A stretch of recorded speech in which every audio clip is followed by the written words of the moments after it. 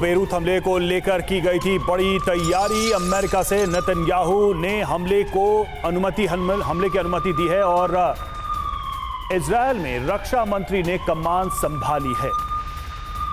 तो यूएस से ही नेतन्याहू ने इस हमले के आदेश दिए थे और रक्षा मंत्री ने कमान संभाल ली है। रक्षा मंत्री के नेतृत्व में ये सारे हमले किए गए हैं लेबनान में, जिसका आदेश अमेरिका से नेतन्याहू ने दिया।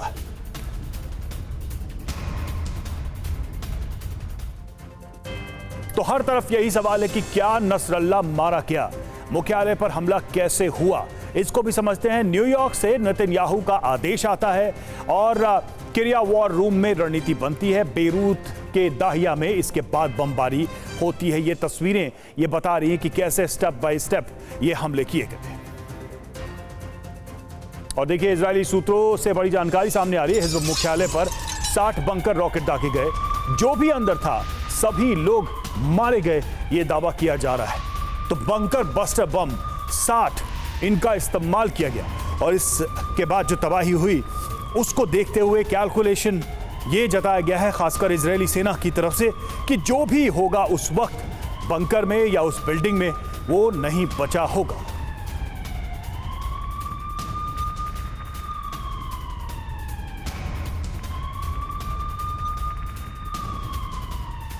तो इजरायल का तो यही दावा और इसी दावे के आधार पर यह कहा जा रहा है कि अगर नसरल्ला बिल्डिंग में होगा तो वो भी नहीं बचा होगा। पूरे ऑपरेशन पर इजरायली रक्षा मंत्री की नजर थी और ऑपरेशन की लाइव मॉनिटरिंग कर रहे थे गैलेंट, योव गैलेंट, और साथ में चीफ ऑफ स्टाफ भी मौजूद थे।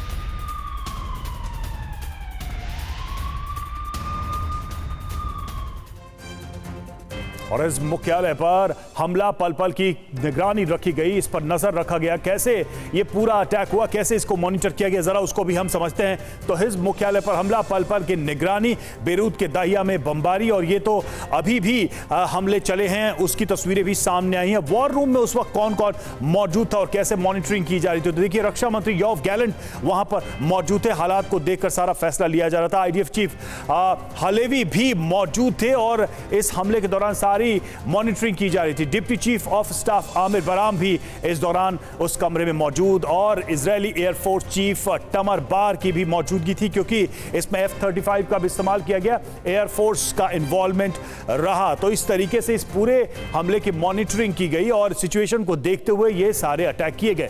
नेतन्याहू ने अमेरिका से इस हमले की मंजूरी दी थी, ये भी हम आपको बता रहे हैं, और यूएन में भाषण देने से पहले इस हमले को मंजूरी दी थी। न्यूयॉर्क में होटल के कमरे से इजाजत दी थी नेतन्याहू ने इस हमले की।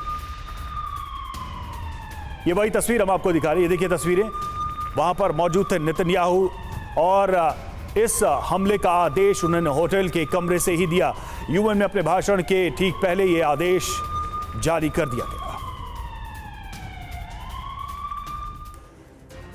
तो अमेरिका से अटैक का ऑर्डर, जी हां, पीएम नेतन्याहू ने हमले का आदेश दिया और यूएनजीए में स्पीच से पहले यह आदेश उन्होंने दिया था। न्यूयॉर्क में होटल के कमरे में ही मौजूद थे और उस दौरान ही इजाजत दी थी। प्रेस कॉन्फ्रेंस बीच में छोड़कर निकले थे नेतन्याहू। न्यूयॉर्क जाने से पहले ही प्लानिंग हुई थी, न्यूयॉर्क दौरा बीच में छोड़कर लौटे पीएम नेतन्याहू और इस हमले का आदेश जारी किया गया। तो इस तरीके से अमेरिका से ही इस बड़े हमले का आदेश दिया गया और उसके बाद ये हमले शुरू हैं। देखिए, अमेरिका से नेतन्याहू लौट रहे हैं, ये भी जानकारी सामने आ रही है। नेतन्याहू ने जल्दी खत्म किया अमेरिका दौरा, 2 दिन पहले ही अमेरिका दौरा खत्म किया नेतन्याहू।